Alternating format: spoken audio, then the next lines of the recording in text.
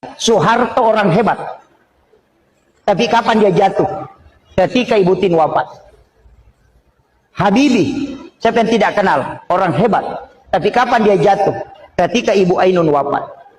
Susilo Bambang Yudhoyono, 2 kali jadi presiden, seorang panglima TNI. Kapan dia tidak bisa bangkit? Ketika Ibu Ani wafat. Ini yang orang tidak bisa baca. Bahwa wanita yang mendampingi seorang suami itu sangat hebat. Karena doa wanita istri 3 kali lebih cepat diterima dibanding doa suami. Makanya bapak-bapak saya kasih tahu, perbanyaklah istri supaya banyak yang mendoakan. Poligami itu syariat Islam. Ya.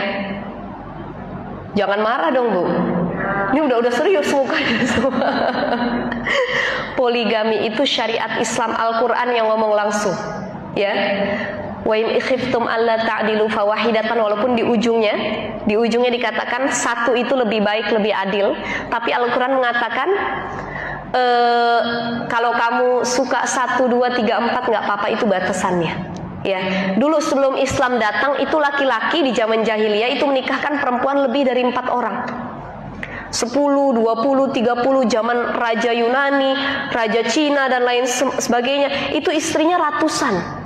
Ya, bahkan Nabi Daud itu terhitung katanya kalau nggak salah ya Bu ya, 500 apa 1000 itu istrinya. Kalau nggak salah ya. Banyak ya Bu? Kata bapak-bapak, saya satu aja kagak habis-habis katanya. Jadi Islam datang itu membatasi kelakuan manusia yang dulunya seperti binatang, itu dibatasi.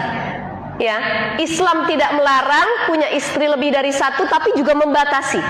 Kalian boleh punya istri lebih dari 1, tapi batasnya cuma 4, nggak boleh lebih dari 4. Yang boleh lebih dari 4 cuma Rasulullah, 9 istrinya. Jadi poligami dibolehkan itu kalau jadi emergency exit ya. Kalau jadi pintu darurat, solusi akhir itu poligami boleh Bu. Contoh, daripada suami kita zina, kita tahu, mohon maaf, dia tinggi nih libidonya, poligami silahkan. Daripada zina, istrinya yang lebih dosa. Yang kedua, istri tidak bisa memberikan keturunan. Itu kalau kita buka kitab Al-Muqni, di situ ada syarat-syarat perempuan boleh menolak poligami dan boleh dia setuju dengan poligami. Nah, boleh dia setuju dengan poligami, salah satunya adalah tadi, karena suami yang libido tinggi, khawatir zina. Yang kedua, karena tidak bisa memberikan keturunan, ya, mandul. Itu boleh juga mengizinkan suami untuk poligami. Yang ketiga, kalau kita terkena penyakit yang tidak ada harapan sembuh dan tidak bisa melayani suami dalam waktu yang lama, maka diperbolehkan dalam agama untuk poligami. Walaupun sebenarnya agama tidak memberi syarat-syarat itu, mau poligami pun silahkan saja. Skip temuan malah mengatur. Walaupun kita ingin namanya mau menambah istri, poligami, niat boleh. Orang Islam harus berniatnya. Laki-laki harus berniat dia berpoligami. Kenapa? Itu ada memang syariat agama. Tapi kalau Allah belum jodoh, itu hak prerogatif Allah. Jangan sampai kita orang Islam tidak berniat cita untuk poligami. Berarti ada amal agama yang tidak mau diikuti. Tapi ada syaratnya. Kan kita harus memahami agama ini secara hendak kita diberi kemampuan. Mudah-mudahan kemampuan yang pertama itu adalah kita paham agama. Jadi adil itu adalah apabila kita sama-sama paham agama, maka antara masing-masing para istri itu dia tidak cemburu, dia tidak iri, tidak dendam, sehingga datanglah keikhlasan dan ketakwaan yang meningkat. Ingat Bapak Ibu, taat kepada Allah indak salat saja doh, indak puasa saja doh, indak bayar zakat pembelasan nisab harta kita, bukan saja itu, bukan haji umroh saja. Ternyata banyak perintah-perintah Allah, di antaranya gunakanlah malammu untuk istirahat tidur, gunakan siangmu untuk bekerja.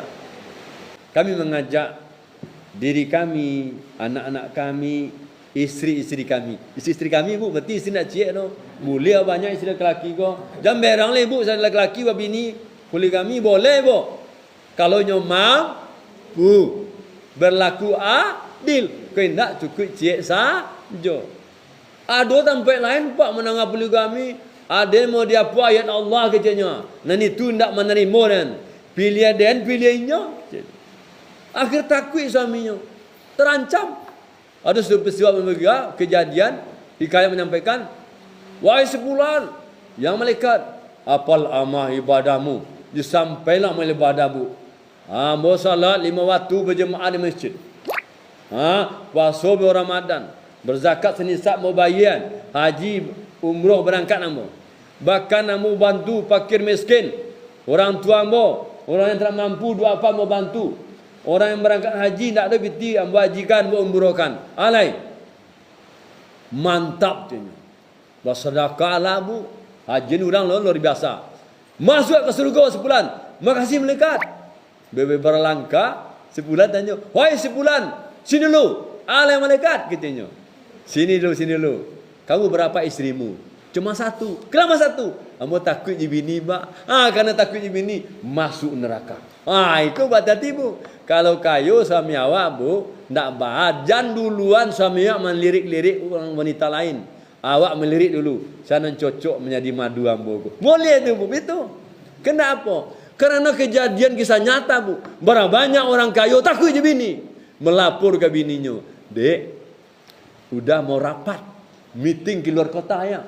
Jadi bu, bosobok di sini ayam potong ngampek bu. Nyusikat. Pulang ke rumah pakai kopiah, tampil wajah suami tanpa dosa.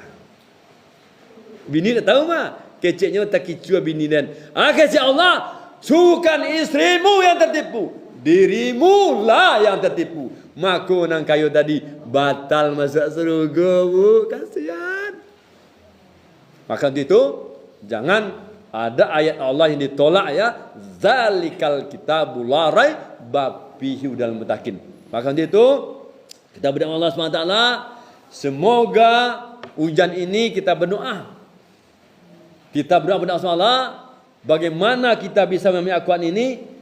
Saya menyarankan suami milik Al-Quran dengan terjemahan 1. Udah aku tercinta yang kusayangi, ni Al-Quran terjemahan pas hari ulang tahun. Membaca dah selesai bersobat jo Ustaz Safrizen. Diingatkan awak lah pernah udah baca Quran terjemahan katam 30 juz dah. Kau mengaji mungkin udah katam percaya ambo. Le ngerti udah Arab indah. Maka kini baca jo terjemahannya. Praisi betul lo. Punya anak beko bu. Baca lo Quran terjemahan kalau lah sampai SD mana mengaji tu. Wallahu ja'ala lakum min anfusikum azwajan wa ja'alakum min azwajikum banin. Wa fadatau wa zakakum minat taibat afabil batili yu'minun wa bi ni'matillahi hum yaghfurun. Surah An-Nahl ayat 72. Aku ciptakan engkau berpasangan, kata Allah, laki-laki dan perempuan, suami istri. Dari pasangan itu aku beri anak dan keturunan, dan aku beri rezeki yang baik. Tapi mengapa engkau beriman kepada yang batil? Mengingkari nikmatku kepada Allah. Maka kalau awak orang Minangkabau tahu surah An-Nahl 72 bu, seharus kita tidak ada mendengar Minangkabau terdengar ada pelaku seks menyimpang LGBT. Kena pasangan laki-laki perempuan. Sekarang apa jadi ibu? Nauzubillah min zalik. Insyaallah ya ayyuhallazina amanu khulu fis silmi kafa. Orang beriman masuk dalam keseluruhan. Nah mungkin waktu 30 menit ini bu, Ustaz penceramah mampu menyampaikan Al-Quran 30 menit mungkin. Maka itu menutupi kekurangan para ustaz, para guru kita. Maka kami harapkan kepada jemaah yang berbahagia di rumah belajar mandiri, baca Al-Quran dengan jemaah, pastikan kita pernah khatam 30 juz. Bertambah usia 1 tahun sekali khatam. Bertambah usia 10 tahun 10 kali khatam. Kalau sempat 10 kali khatam masuk umat Islam seluruhnya, insya-Allah maka terjadilah manusia-manusia ini yang beriman dan bertakwa. Penduduk negeri ini Allah janjikan diberikan keberkahan turun dari langit, nikmat Allah keberkahan dan dari bumi. Kamu dinas kini ko di Polda Sumatera Barat, dinas lah ke Kasubdit Babin Kamtibmas. Bapak Ibu yang bahagia, saya memiliki Babin Kamtibmas di Sumatera Barat ini sebanyak lebih kurang 945 orang. Maka kami memang risau, perzinahan, perselingkuhan di mana-mana. sehingga kami berani menyampaikan tentang ayat Allah dari antisipasi mengurangi maksiat itu.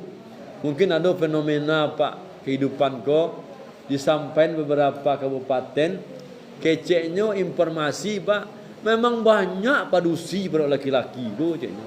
Pernah mau sampai Ustaz TikTok mah, Ustaz live di TikTok, ambil informasi lah sebanyak informasi Ustaz. Pemain laki-laki wanita 1/6. Ati kicu apa, ati kicu apa Ustaz?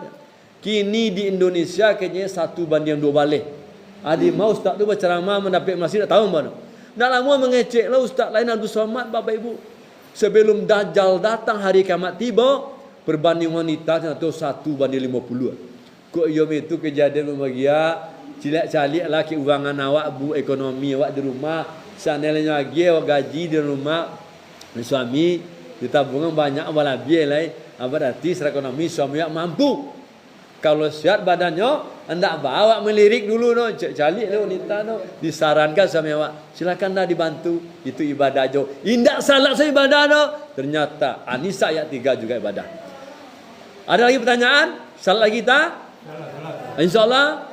Terima kasih berbahagia perhatiannya dari penyampaian kami. Kami adalah hamba Allah yang hina dina ini. Jika ada sebuah kesalahan yang sulit ibu terima dari penyampaian kami, itulah kelemahan kami sebagai manusia.